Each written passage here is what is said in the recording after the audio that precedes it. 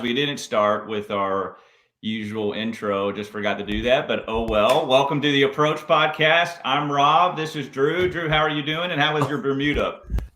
You know what? It was okay. We were somewhat profitable.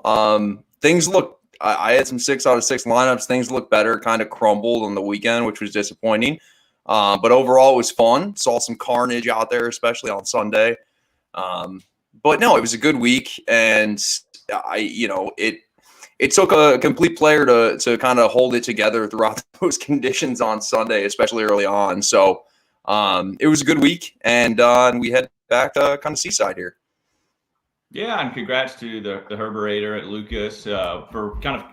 He wasn't. I didn't have any share of him, and he wasn't even on my radar until I think his great round Saturday that kind of put him in the final group. But gosh, yeah, I kind of doubled or more than doubled the field in 6 of 6.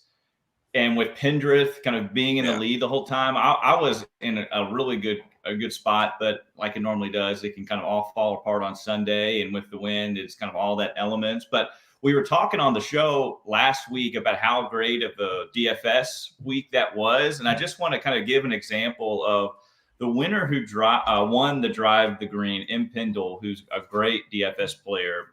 Always, it seems like every other week he has a great lineup. But he had his lineup with Reed at 14%, Stallings at 7%, Higo at 5%, Herbert obviously at 6%, Knox at 18%, and McDowell at 3%. So obviously Knox, who was a chalky play, and he had a great Sunday that really kind of helps. But some single-digit guys. The only Reed, who was if we're talking about tiers, was the lowest in that top tier. But a lot of single-digit guys, and he kind of what we talked about with creating your player pool, had different golfers that were weighted higher and had that pyramid structure. And so Pendle he deserved to win it because he had the right strategy with game theory lean, and then also creating his lineups with that pyramid type structure. I think he finished 4th place in that same Drive to Green, and that lineup only had one different golfer. So the lineups are very similar, and that's what you want with the pyramid type of player pool construction. Well, anything else before we just move on to Mayakoba down in Mexico? No, the one thing that I'm sure was an excitement to him is the way Scott Stallings played in those conditions on Sunday. Was just hands down the best player in the field. So no, that was about it. Again, I think that we talked about earlier in the week. Lucas Herbert was clearly able to control his golf ball, hit it low, and that was huge when they went through stretches of tough conditions to kind of just hang on to the round. And so he did a fantastic job, and it was certainly a grind and a fantastic victory. Yeah, obviously we saw heavy winds Thursday, heavy winds Sunday. Friday and Saturday were just kind of normal for what we see in kind of Bermuda. So it just, the all-around game. And when you have all these variables, and we talk about it every single week, why not go the game theory route and say, what's the benefit? I know in hindsight we could always say, but what's the benefit of having a lineup with multiple, where you're eating multiple players of chalk, which a lot of lineups were in a week like that? Why? And it doesn't. And so Pendle pointed out perfectly about how you want to kind of construct a lineup for a week like this. So we get a different week, and I'm really excited about this show because we're doing something that we kind of conceptualized what we wanted to do this show when we were kind of creating it. Is that having a lot of great people on the show to kind of collaborate and share ideas with. And that's what we do this tonight. So I'm going to introduce them one by one because I think it'll be pretty cool. And I'm going to share their screen as we do it one by one. So we're going to start with Jason Sullivan. Jason, how are you doing? I'm doing good, man. Thanks for having me, guys. Appreciate it. Yeah, well, super happy. So you're a co-host of Fairway to Heaven on DSM Media. So check that out on Twitter. You obviously do your Friday or your Thursday night NFL show, but also we want to kind of toot your horn is that you do the course report for FanShare. So you're a FanShare contributor. So we got to love that. And you're doing a great job. Read it today and super helpful. So congrats. Glad to have you. Thank you. Appreciate it. Yeah. This is my first time doing a course preview, so I'm loving it so far. I really feel like, doing the research on Saturday and Sunday kind of gives me a leg up on everybody else as the week. I'm already starting the research process a bit early, so it's definitely helpful, and I like doing it. Yeah, one thing we make it in, I may ask you later, but one thing it's got to be helpful because I think the 90% of people, read. There's so many good course previews out there, like yours and PGA Touts and Mike from the Cut Line. They're all great. But one thing that can happen is if we're all reading maybe just three, then groupthink can happen. Yeah. And so then that can get a problem. And so I can imagine that, doing your own research on the course is helpful.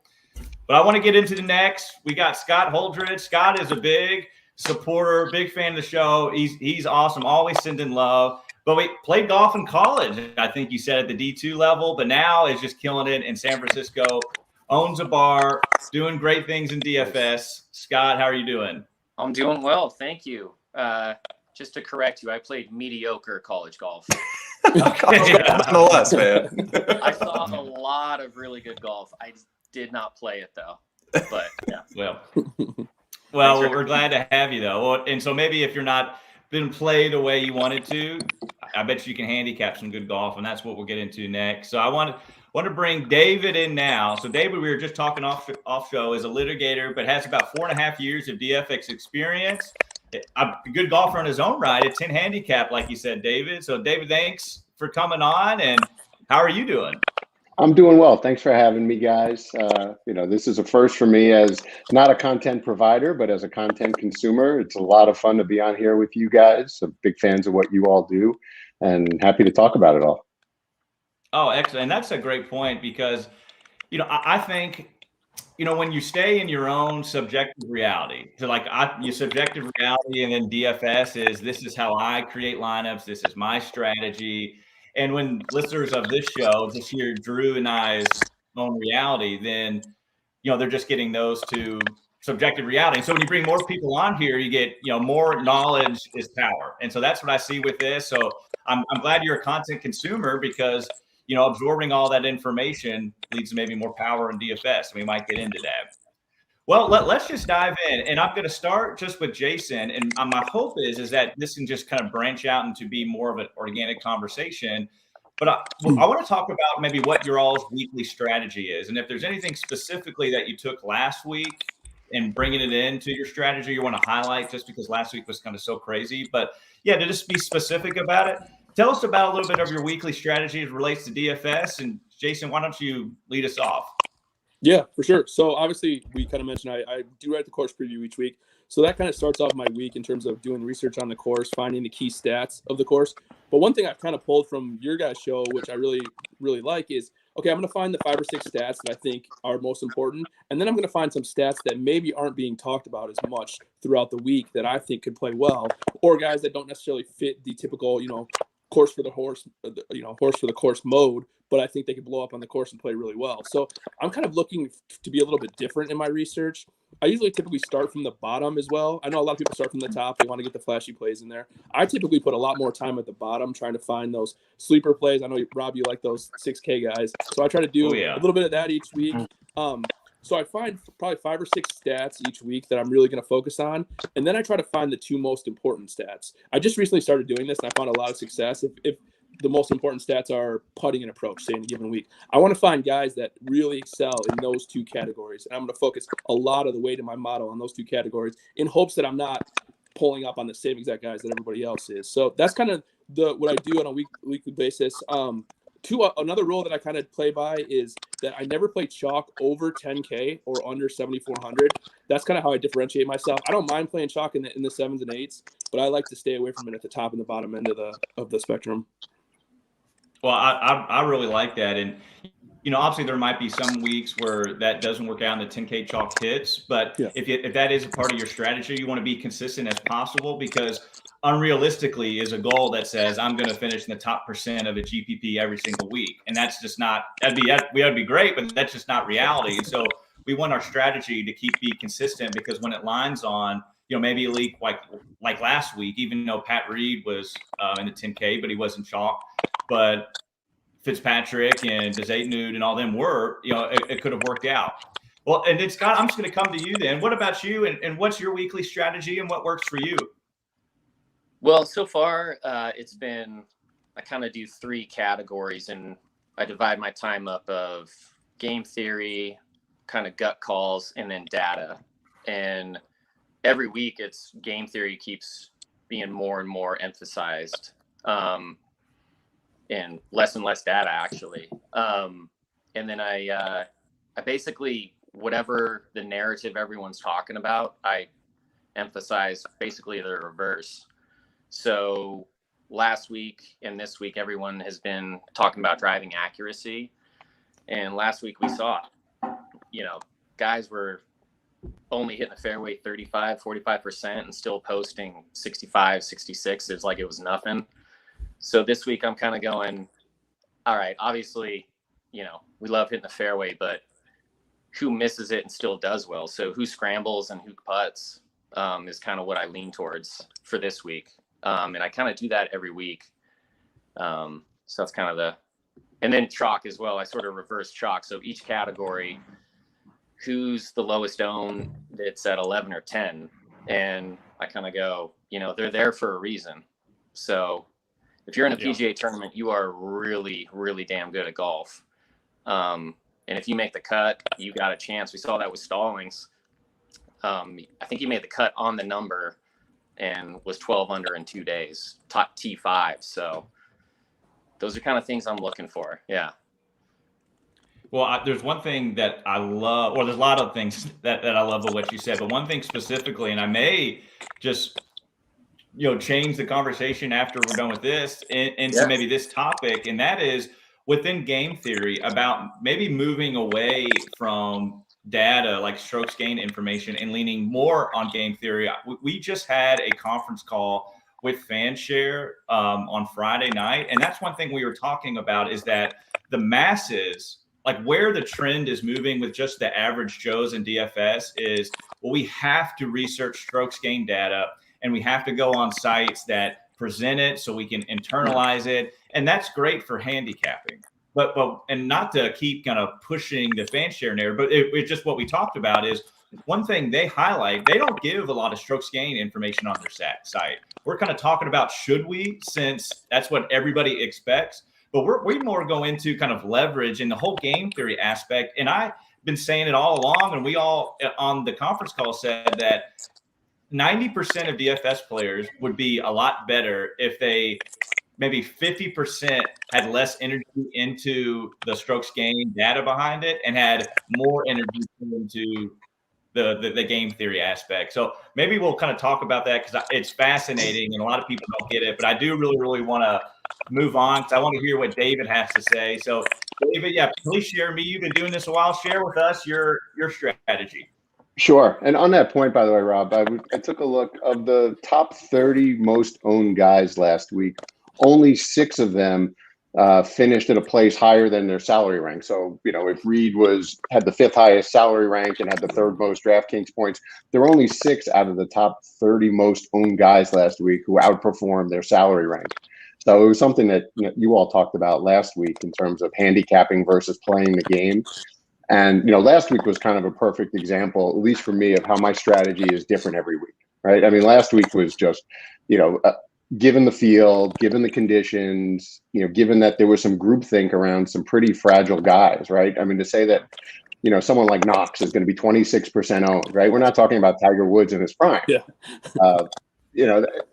Some of those, and sometimes the chalk hits, and that's fine. But my process each week, my strategy each week differs. It really depends on the field, the tournament, the contest I'm playing in, the contest size, where we are in the calendar, right? My strategy for the Masters is different than my strategy for Mayakoba, right? Just given everything that, I'm trying to shoot at, the prize pool size, you look at some of the prize pool structures, they go from 100K to 10K, right? So that may inform, the level of risk I'm willing to take. Am I big game hunting that week and I'm trying to hit the top? Am I just playing single entry and 3 max?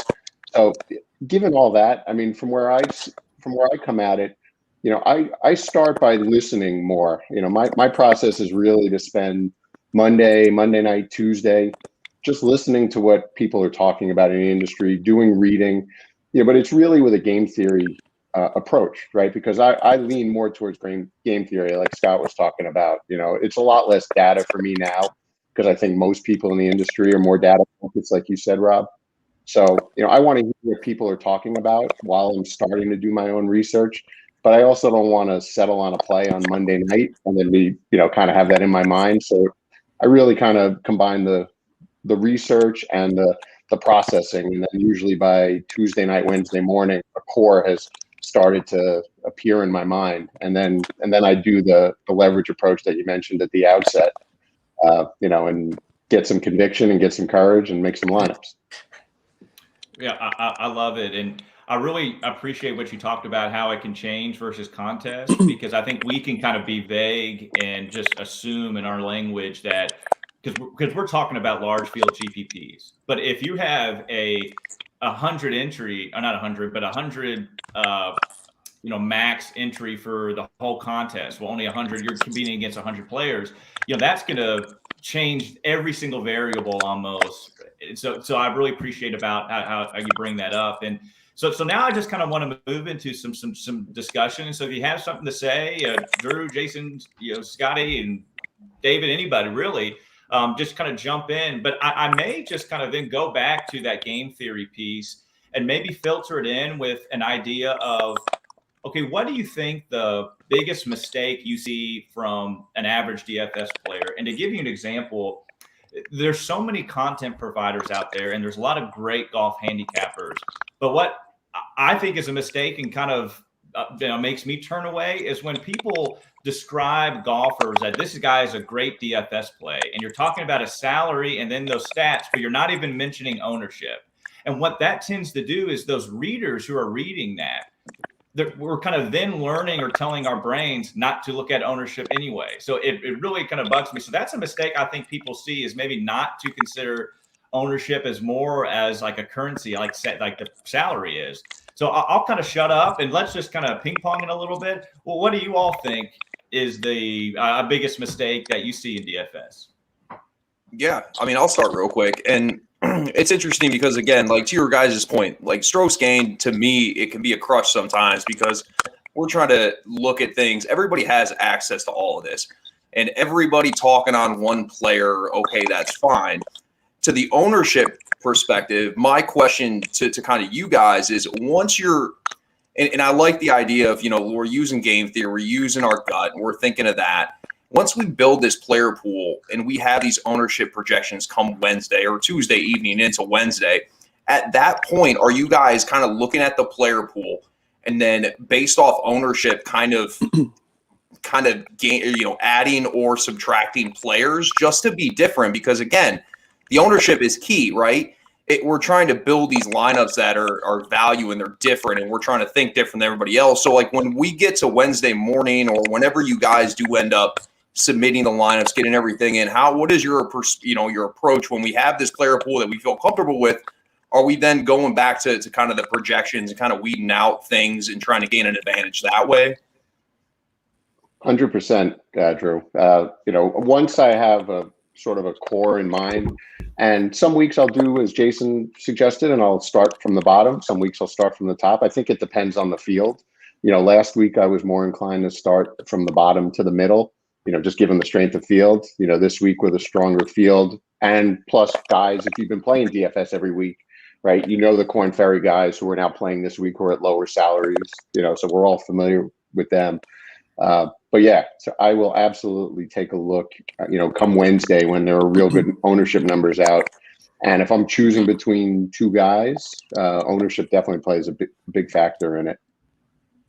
I think the biggest thing for me too, that it's not so much individual ownership that I'm worried about. Obviously I factor that in a little bit, but I'm not just going to fade a guy just to fade a guy. And I think that's one of the biggest mistakes that people make. They see, any given week, say Tony Finau, he comes out and you see him at 24% ownership and you're like, oh, he's 9,800. I could probably find a better option. Well, I feel like that's just, you're just kind of blindly going into that.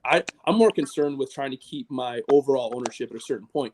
You only need, 2, maybe 3, stretching it even, guys that are a little bit different. You don't have to go crazy. I think people are so concerned now, like kind of what you guys have all said, is that there's so much knowledge out there. Everybody knows so much. They already knows the stats and the game theory side of it. I think people just get so concerned with that and trying to be different just for the sake of being different, where it's like, I'm fine with you being different, but I want to hear why you're being different. And I want to have a good argument in my head. And of course, if two guys are even and one guy's at 25% and the other guy's at 8%, of course I'm going to take the 8% guy. but I just don't like blindly fading people. Makes sense, man. Yeah. Yeah, I One think. other. Oh, Okay, sorry. Go Scott. ahead. I was just going to say one other mistake that I see. It comes with a little slightly different, but you see guys just want to play a little piece of this guy, a little piece of that guy, and you end up with a player pool where there's no leverage. I know it relates to ownership, obviously, and not so much last week, but you're going to head into, when you get, especially with a field like this, where you get more of a better field, you're going to see, well, I don't really know who I want to play of the 9 and 10K guys, so I'm just going to play them all. Great point. Right? I'm going to play a little bit of all of them. And yes, I have a player pool of 97 guys, spread across my 25 lineups. And undoubtedly, I have the nuts in there somewhere, but there's no chance of the combination hitting. Yeah. Right? Yeah, I think that's a great point. I think, this is literally the same as anything else. This is a skill. So stick to whatever process you develop. Don't really take huge pivots off it. If you whittle it down to a player pool, stick to your player pool. I think one mistake I see is, like I said, I use less and less data each week, and it's just this endless rabbit hole of like, what's going on? This guy's an Aries. He should be Mercury's retrograde. Why is he not making left to right clitters? It's like, all right, let's take it easy. So sticking to your process, not going crazy with data, because I think it's, data doesn't lie, but it doesn't tell the whole truth. So like last week with driving accuracy, there's, some players that are going to be chalky this week. I think, there's guys that miss a fairway, and then there's guys that really miss a fairway.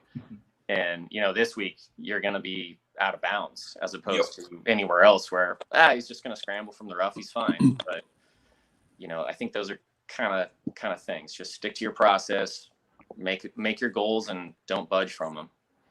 What's funny too is that I feel like, kind of going back to the data thing, I feel like 4 or 5 years ago, it was such a huge advantage to have a site like, Fantasy National wasn't around back then, but I feel like it's such a big advantage to use the stats. Whereas now, like you said, everybody's got a membership to a different site. So it's becoming less and less important, and the game theory is becoming more important now because there's so many sharp people that play DFS, especially golf. Yeah, and that's why there's so many good golf handicappers, but that maybe cannot be so consistent in DFS. And David, you said, or again, everybody said some great things, but there's one thing I wanted to touch on because I see it all the time when people might reach out and say, hey, here's my pool. Largely, a lot of amount of people make their player pool too big. And yeah, it's that maybe fear of missing out, or that, we can rationalize or justify that says, hey, the more guys I have in my pool gives me more win equity of the tournament, we think. But in reality, no, it's not giving us that combination of 6 guys that can be optimized to kind of win a GPP. And so I really kind of appreciate, you kind of bringing that up. Anything else that, as we kind of maybe just discuss all this, that a strategy tip or another mistake we see maybe might come to mind or come to light? Anything else that you guys were thinking about? I think, Rob, you hit it really on the head, which is, and you guys said it last week in terms of, less of a focus on golf handicapping, which is fun to do and obviously important for betting, for outrights. Absolutely. For having a discussion at a bar as to, why this guy should be better than that guy next week. No doubt. But for this game, as Jason and Scotty said, these guys are all really good, right? And they're there for a reason. So, I really do think that, you could probably do this really well if you didn't have the name next to the salary number. Yeah. Right? You'd probably be better at it. I literally do that. If I'm looking at data or just pricing, like I'll just cover up the name. That's awesome. It's like, hey, we all have someone who burned us, and you take it personal for some reason. And to that point, Rob, you and I talk about it quite often. Just because the guy, you go through your process, you build your player pool. Just because a guy goes out and has a terrible week, one, doesn't mean the process wasn't correct. And two, that doesn't mean we just immediately jump off of the guy, right? Yeah. golf is not summed up in 4 rounds. It's a total of what we're thinking and what we're looking at. And that's, so quick. Everybody's, hey, blacklist this guy, we can't play him. Well, maybe you were just a week too early. That doesn't mean your process was wrong. But I think that's a fault of a lot of people, is that they just hop off of an individual player because that 1 week wasn't the week for them, and it pissed them off, and so they decide we'll go a different route. And you see that all the time. And the ownership shows it, right? From guys that are playing every week, especially those guys up top. Like we saw it with Patrick Reed, especially recently. Patrick Reed's been having not a great run here recently. And so you see that his projection ownership numbers are super low, even in fields that just aren't very good at all. And so everybody just jumps off that guy. And so I think if your process and what you're doing on a week-to-week basis, you're confident in, there's no reason to waver off of that just because of a bad week from an individual player. Yeah. And Drew, you kind of speak so well because of your history within the game about how golf can fluctuate so much. You can go shoot a course record one weekend, the next weekend you shoot 100. And that, I know we're not professionals, but there's some variance within the pro game as well. And I'll just share a little bit. And I was telling somebody last week, this is to kind of change the subject a little bit. What gets the most clicks and what gets the most likes within this golf betting DFS community is if you can kind of present a unique strokes gained data interpretation. People love that, and you soak it up. And so I used the game theory thing back then because I was like, people are spending too much on it. But if you wanted to grow a Twitter following, you post, how you can kind of, the insight to how you analyze that data. But what it does, I think, yeah, you were talking about it, David. You're sitting at a bar and it's fun to do that, or maybe that was you, Scott. But it makes us feel or makes us appear more intelligent than we are. It's like, whoa, this guy last 24 rounds is gaining on approach and all this. And so, and maybe it also affirms us that I bet this guy or I like this guy. And so, that makes me sound really smart. So that makes me comfortable to play that guy. But unfortunately, nobody talks about the game theory. So, yeah, I just wanted to share that. Well, I mean, as you guys mentioned, right, it's given how smart the DFS golf community is getting, through the work that you guys do and others do, and, how sharp everybody is, that's all kind of baked in, right? I mean, you look at projections, right? The strokes game numbers are baked into projections. And by the time initial ownership comes out, right, that includes somebody's view of, well, this week, driving accuracy matters. Or this is a week where course history matters, or this is a week where current form matters, right? So it does kind of get baked in to begin with. So I think where the edge is, where the strategy is, all right, well, what do you do with that, right? So I see you see those initial numbers on Tuesday, right? FanShare does its initial, ownership run on Tuesday. Other sites do the same. And then you kind of look at it and say, all right, well, what's behind that? Why is so-and-so 30% projecting at 30% owned this week, right? And then figure out what to do with it. But, as Jason said, and I agree with it, there is plenty of good chalk out there. I mean, to be different, just to be different, that was my Bermuda strategy, which, you guys talked about last week, which I happen to agree with. But going forward, like that's not every week a plus EV strategy, right? I mean, the good plays are the good plays for a reason, and some of them are worth playing.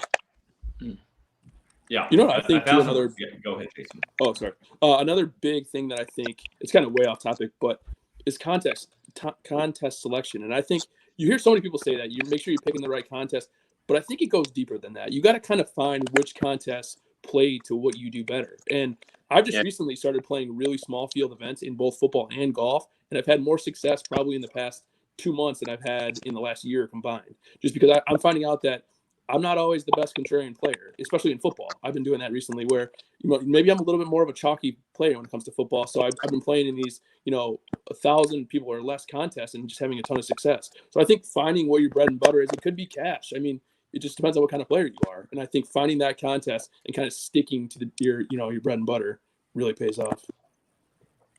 Yeah, I'll say just one thing real quick. Is that in golf, one great way to build your bankroll is those 3-entry max, single entry, or smaller field contests.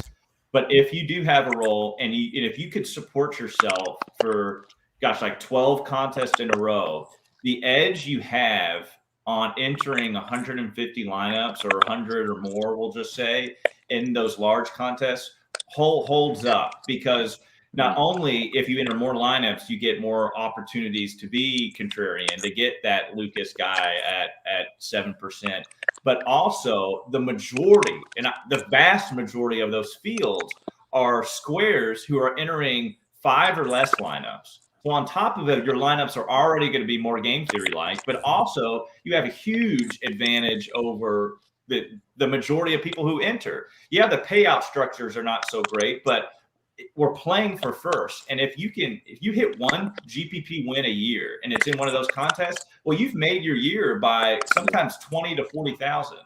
So I just wanted to say that. Yeah. I think it's a great point, because I think, goes back to, a mistake, depending on who's listening, kind of figuring out what the goal is, right? Because, you're absolutely right, Rob. If you have the role where you can max enter, and it could be a quarter buy-in, but you're better off, throwing 150 lineups in that, and playing for first, right? If that's your goal, right?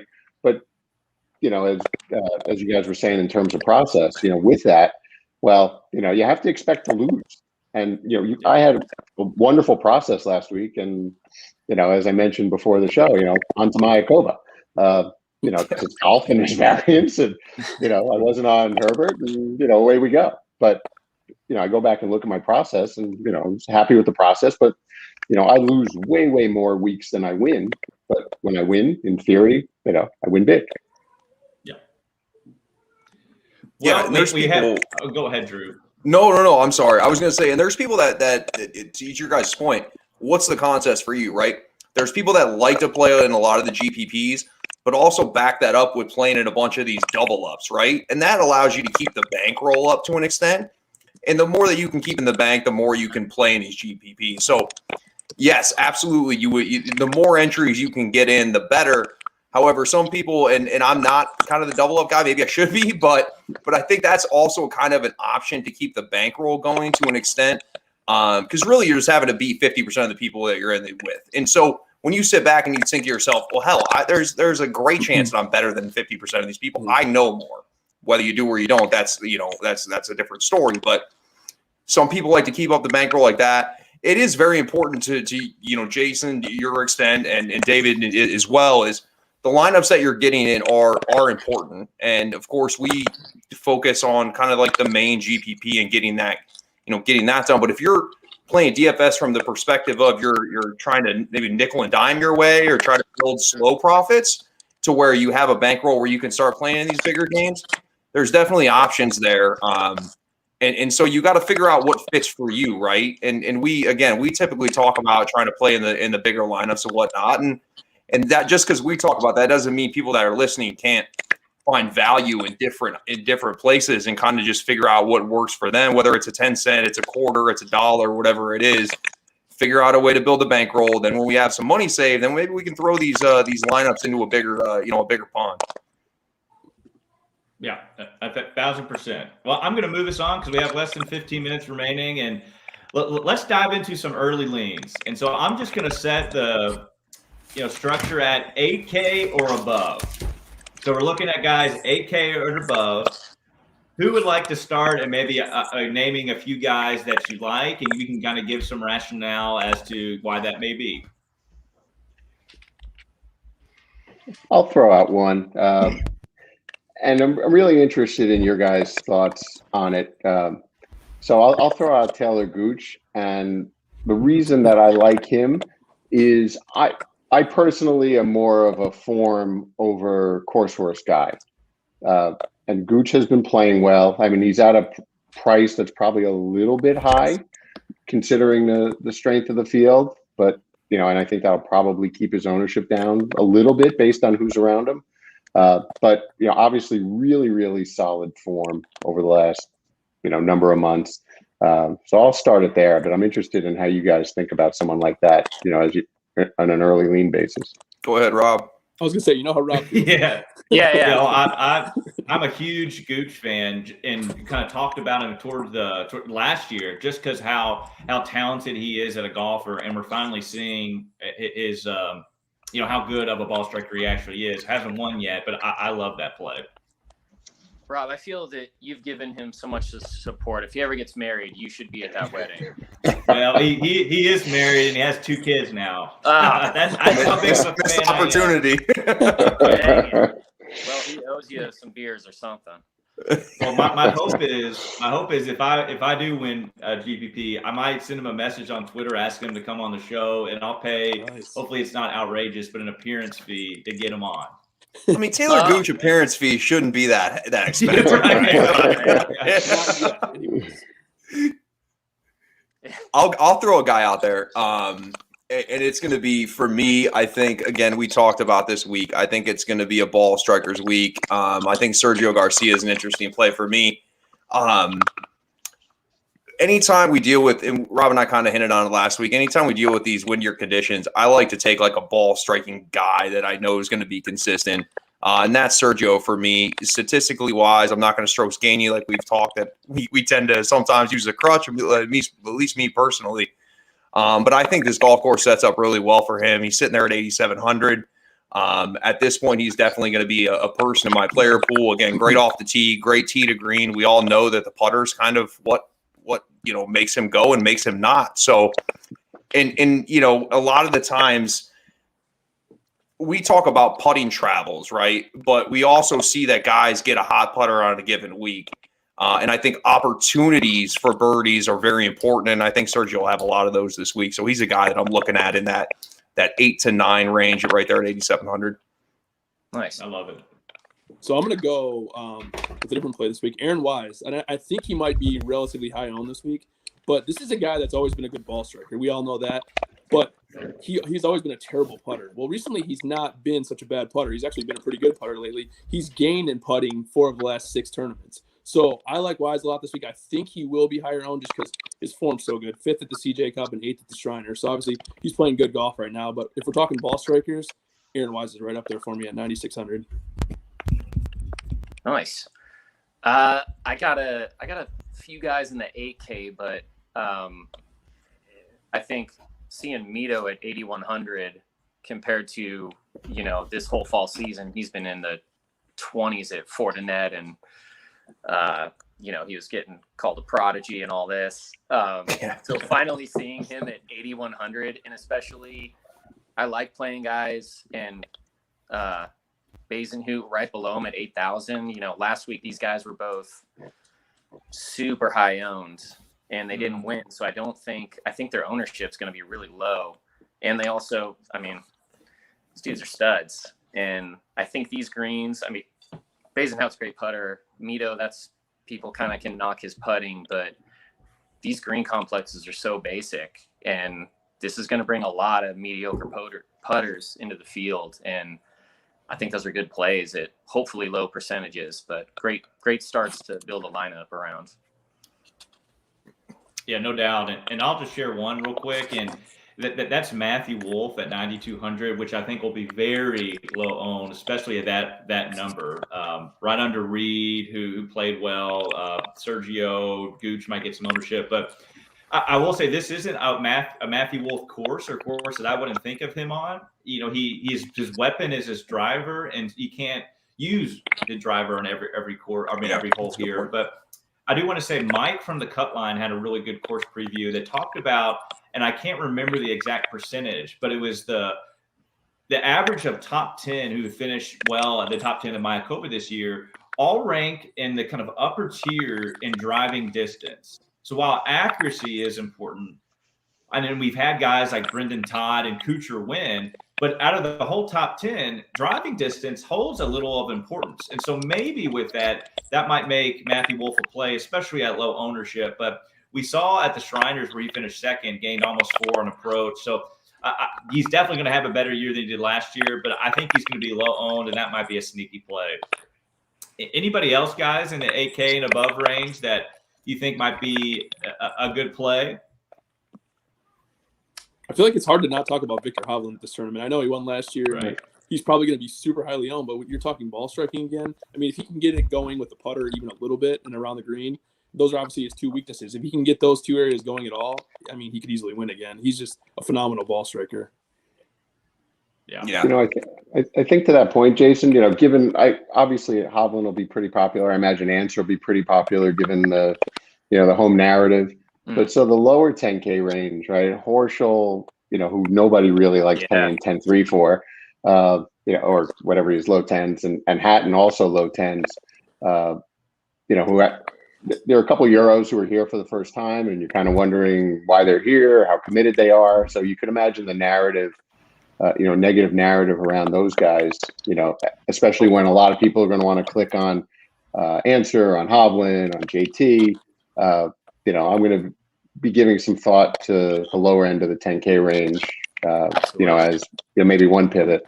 Yeah, I'm all about Hatton, and I was bummed that Horschel's in the 10K. I was hoping he was going to come out in the 9s, but I mean, he's basically English at this point. Yeah, you sure as hell. And I mean, he wanted Wentworth Treeline Golf Course. You know, I think it's going to be fast fairways and slow greens. That's right into Hatton's hands. That's right into Horschel's hands, and a lot of the Euros in general. But yeah, I love those two up top.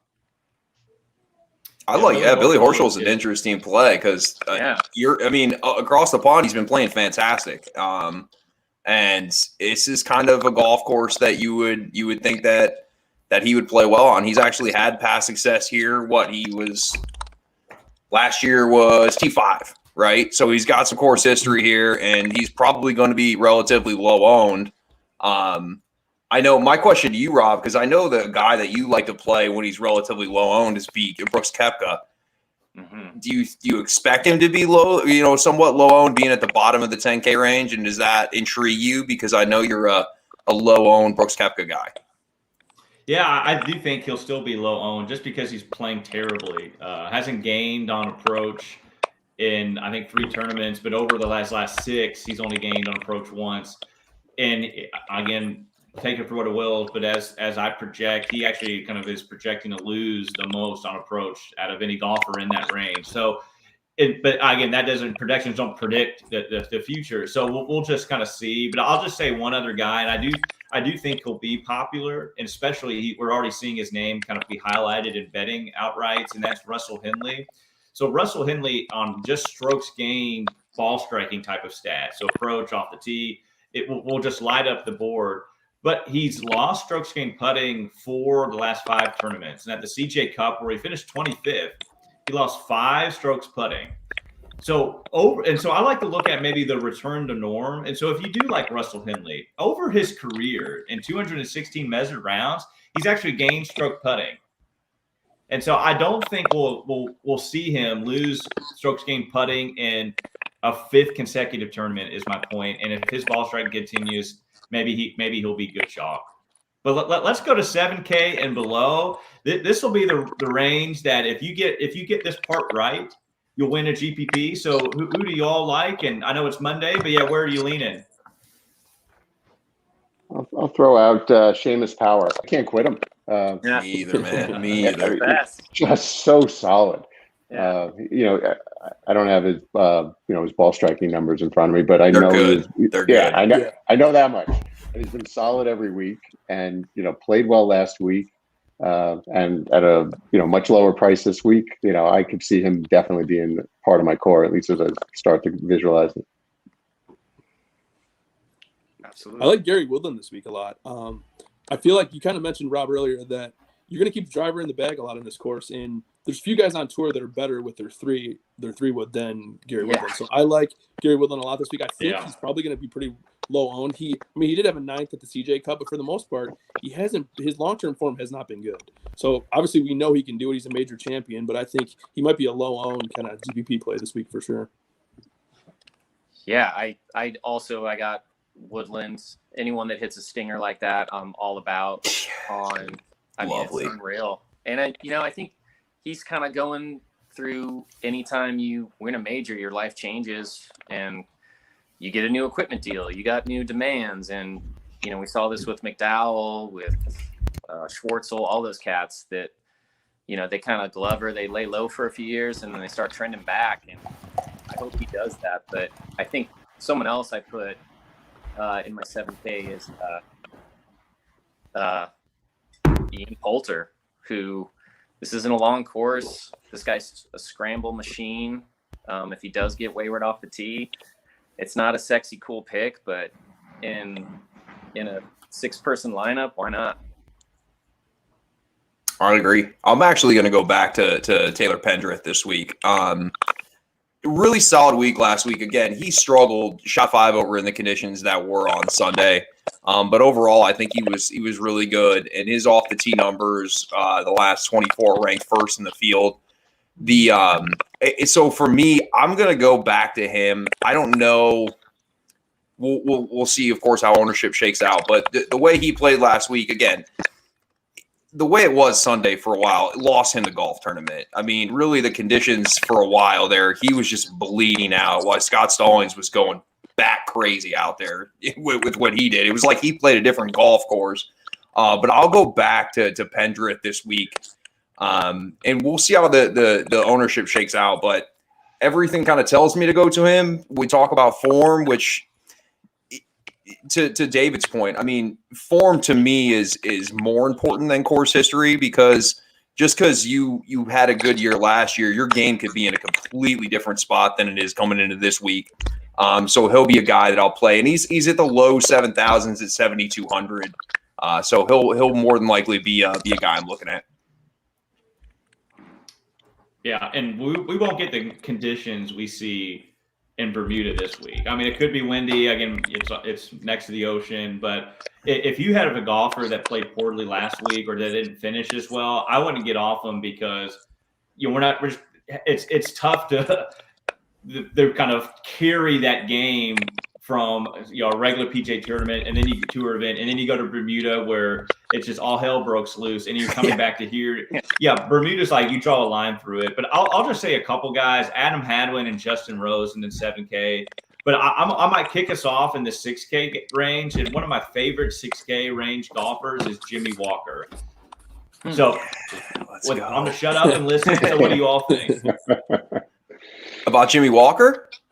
No, just about 6K. I love Jimmy Walker. Yeah, there's not a whole lot to talk about Jimmy Walker. He did shoot a 60 playing around, I think, with his buddies last weekend. So maybe keep that up. But yeah, Jimmy Walker, who do you guys like in that 7K below range? So 6K. I got 2 that I eyeballed. I like Garnett. I like playing Garnett in coastal courses, and I know that's part of what's going on here. And the other one, and this definitely goes under the heading of just block out the name and start to look at the numbers. But down in the 6Ks, I'm just looking for something. To Jason's point, something to support playing them. And I saw Sung Kang has both some pretty good recent form and some pretty good recent history for somebody at 6.3. So that's somebody that I'll be doing some more digging into. Let's just hope that Sung Kang is not 25% owned again, because that was right. Yeah, that's strange. That was nuts. Yeah, that was crazy. You want to go ahead, Scotty? Yeah, 6K. I'm excited to hear you guys' takes, but I had him last week and I've been following him. Is Thomas Dietrich. I think he's a young kid that's pretty dang good. He's right with Jimmy Walker. So, I think, God, I don't know what he was at last week, but, throw that out. But yeah, he's someone I like his all around game. I think he could do well here, kind of under the radar. So I'm going with him, and then I got to, dig a little deeper, but so far that kind of stuck out to me. Well, so Dietrich's very talented. Yeah, I'll just look at Dietrich is so talented and had a great round Saturday. Yeah. But yeah, anyway, so yeah, go ahead, Jason. I like the Dietrich call. I have 2 that are they just kind of fit the narrative of this course. I feel like shorter hitters, accurate guys off the tee. Ches Reavie, he's had really good course history here. Yes. 4 top 26s in the last 5 years here. So I like Ches. I think he might be pretty popular this week, so I'll kind of wait and see on that one. But the other one's Brian Gay. I mean, everybody liked him last week as a returning champion. He finished 12th, so he didn't really let anybody down last week. And he's got, I think it's like 5 or 6 top 30s here too. So obviously a really good putter. Hasn't been in great form recently, but I could see him doing pretty well this week. So I like both those guys. Shorter hitters that are going to putt. Yeah, I love that. I'm in on Ches Reavie as well. The other two guys I'll give you, I am intrigued with GMAC, but I'm not there yet. GMAC did have a really nice week last week, but I'm going to go back to the Chris Kirk wagon. It's something that you'll find me on very often. He just does a lot of. He doesn't do anything great, but he does a lot of things really, really good. And then I'm going to go with the wild card here. I'm going to take Brian Stewart, whose form has been awful. But he's one of the top 5 putters in the field. He's second in fairways gained, so he does hit a lot of fairways. Going to be low owned because people are going to see he missed 5 of the last 6 or maybe 6 straight cuts. But for this golf course, it's kind of something that I like, and he's at 6,300. So I definitely think it's worth a shot of playing Brian Stewart this week. I love it. I love the Stewart call. Good GPP flyer. He would go really low owned. I love that. Well, guys, I know we kind of went longer than we were supposed to, but I really appreciate your all's time, and I really appreciate your insight. Guys, the insight is incredible. We need to have everybody back. This has been a lot of fun, and for me, very informative too. But before we just kind of let you guys enjoy your Monday evening, anything else before we go? No, I mean, hey, like you guys say, trust the process, stick to it, and have some freaking fun. It's awesome. I think this is the best fantasy sport to play. You get 4 days of it in a week. Mm-hmm. It's up, it's down. You're throwing your phone because Lebiota missed the cut. And, no doubt. It's so fun. I love it. So have fun. And I'll just say thank you to you guys for coming on. Like when Rob and I started talking about doing the show before, this was kind of like what we were. I feel like, we're on a weekly basis, which is great, but I feel like more of this is fantastic. And I appreciate your guys' time and coming on and just kind of shooting the breeze with us. So thank you very much. And of course, good luck to everybody this week. Yeah. Anytime, guys. All right. Awesome. Yeah. You all, thank you very much and good luck this week, and we'll see you later.